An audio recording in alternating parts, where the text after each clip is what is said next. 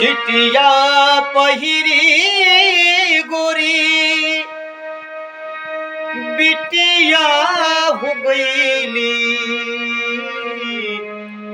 कि पियरी पहिरी लरको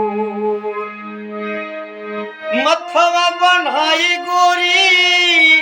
हो गईली झरेलवा कि ताकेली शिवनिया के ओर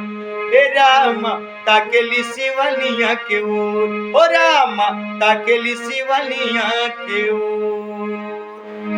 और का भइल केवनी नगरिया में कल बाल भइले कि कौनी पानी घटवा पे सो कौनी पत्थर की के हर टिकुली हेरैले कि कैलसी गौआ के